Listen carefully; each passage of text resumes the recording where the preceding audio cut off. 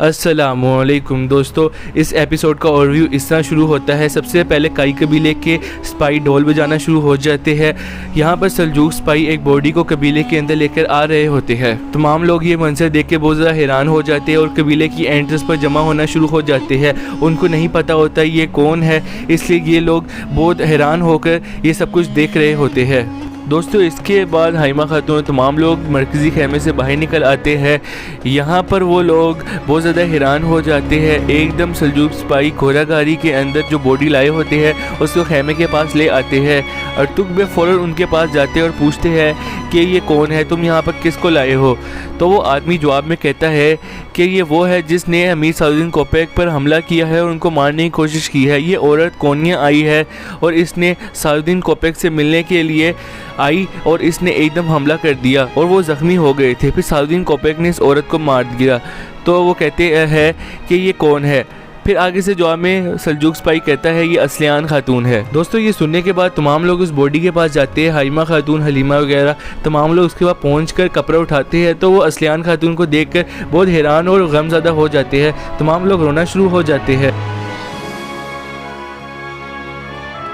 दोस्तों, इसके बाद तमाम लोग असलियान खातून को अंदर मरकज़ी खेमे में ले जाते हैं।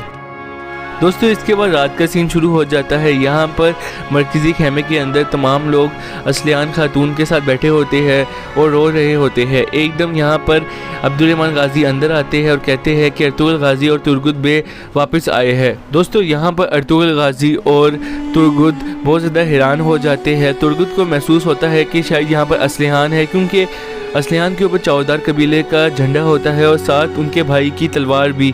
तो वो करीब आते हैं। अर्तुगरुल गाजी रोना शुरू हो जाते हैं और तुर्गुत जब ऊपर से चेहरा देखते हैं तो उनको असलियान खातून नज़र आती है। वो फिर ये देख कर रोना शुरू हो जाते हैं और तमाम लोग गमगीन हो जाते हैं।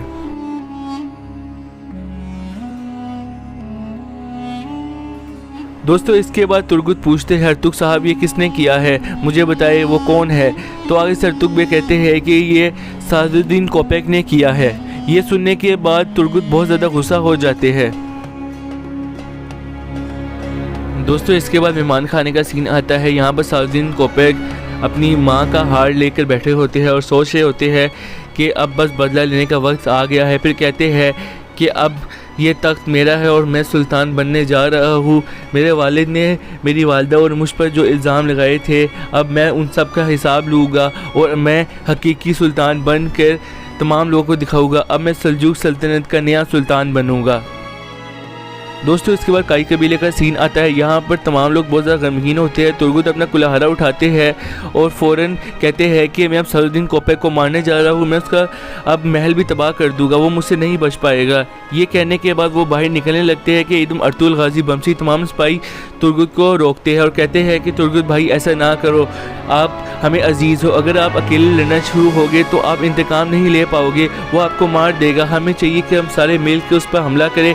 अर्तुगरुल गाजी कहते हैं कि मेरा आपसे वादा है कि कल हम असलियान को दफना कर उससे इंतकाम लेने चले जाएंगे और हम लोग सलाहुद्दीन कोपेक को मार देंगे। और इस तरह तमाम लोगों को पता चल जाएगा कि जब भी कोई सलाहुद्दीन कोपेक जैसी गलती करने की कोशिश करेगा तो उसका भी अंजाम वैसा ही होगा। तुर्गुत का कुल्हाड़ा नीचे गिर जाता है। तुर्गुत कहते हैं कि भाई अब मैं और इंतज़ार नहीं कर सकता, मैं पागल हो जाऊँगा, लेकिन मैंने उससे अपना इंतकाम लाजमी लेना है।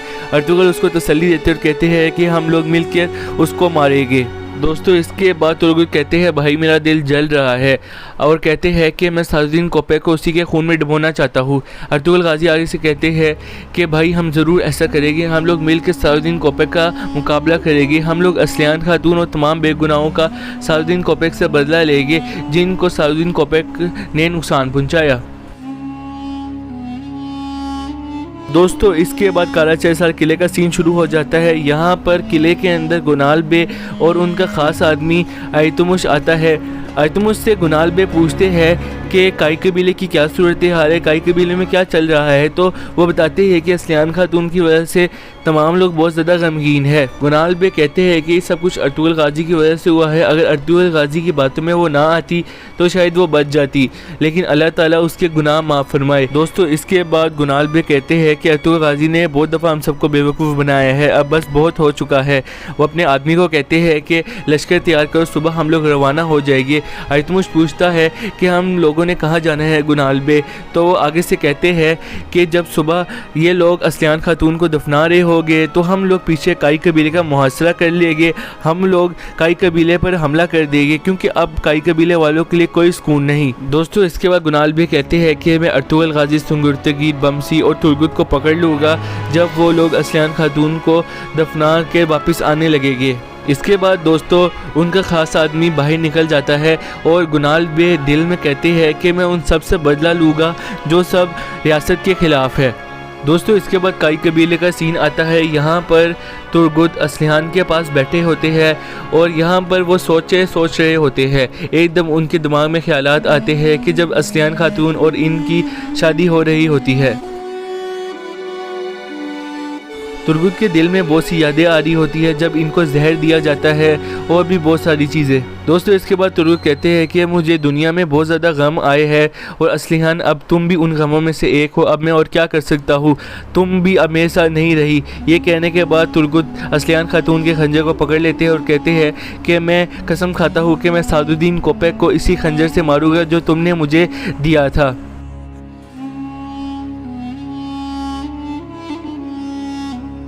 दोस्तों इसके बाद अर्तुगरुल गाजी और हलीमा सुल्तान आपस में बातें कर रहे होते हैं। हलीमा सुल्तान अर्तुगरुल गाजी को कहती है कि हम सबको अब बहुत ज़्यादा असलियान खातून का दुख है।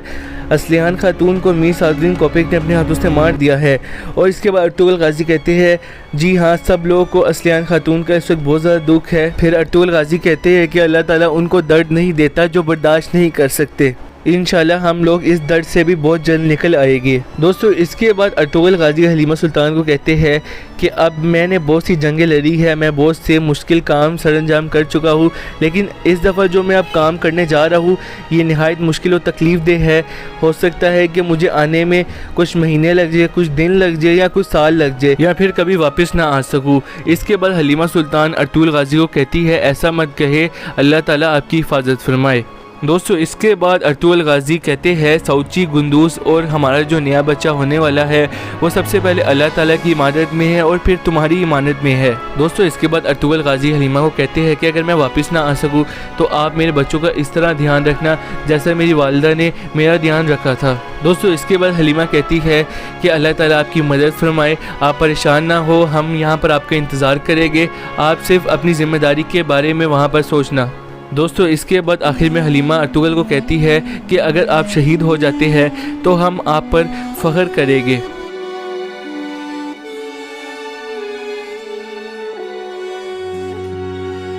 दोस्तों इसके बाद अब बमसी और उसकी बीवी हफ्सा का सीन आता है। यहाँ पर वो खेमे के अंदर बातें कर रहे होते हैं।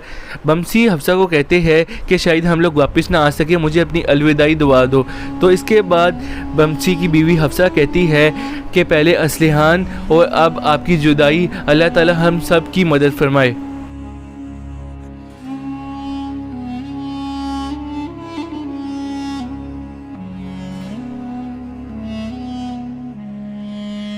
दोस्तों इसके बाद अब अर्तुगरुल गाजी हाइमा खातून को तमाम सूरत से आगाह कर देते हैं। हाइमा खातून आगे से कहती है कि बेटो खैर से जाओ और अपने आबाओ अजदाद का नाम रोशन करो। हाइमा खातून कहती है मैं उम्मीद करती हूँ कि आपकी गैर मौजूदगी में गुनाल बे यहाँ पर आकर कोई गलत काम नहीं करेंगे। तो आगे से सुंगुर्तगीन कहते हैं हमें उम्मीद है कि वो ऐसी कोई हरकत नहीं करेगा। सुंगुर्तगीन कहते हैं कि वो एक ऐसा आदमी नहीं है। आगे से अर्तुगरुल गाजी कहते हैं गुनाल बे की एक ही सिर्फ कमज़ोरी है, वो है अमीर सादुद्दीन कोपेक, इसलिए मैंने गुनाल बे को माफ़ कर दिया था। अगर उसकी जगह कोई और आदमी होता तो अब तक वो हम पर हमला करके हमें मार देता।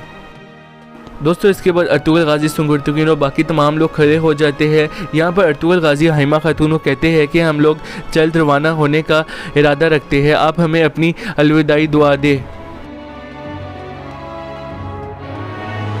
दोस्तों इसके बाद सुबह का सीन शुरू हो जाता है। यहाँ पर गुनाल भी अपने आदमियों को लेकर कई कबीले पहुँच जाते हैं। तमाम लोग ये देखकर हैरान हो जाते हैं और अपने खेमों से बाहर आ जाते हैं। अर्तुग बे भी अपने कुछ आदमियों को अपने साथ ले आती है और खेमे के बाहर खड़े हो जाते हैं। गुनाल भी अपने घोड़े से उतरते हैं और पूछते हैं अर्तुग साहब से कि अर्तुगरुल गाजी कहाँ है। तो अर्तुग भी आगे जवाब में कहते हैं कि वो यहाँ पर नहीं है।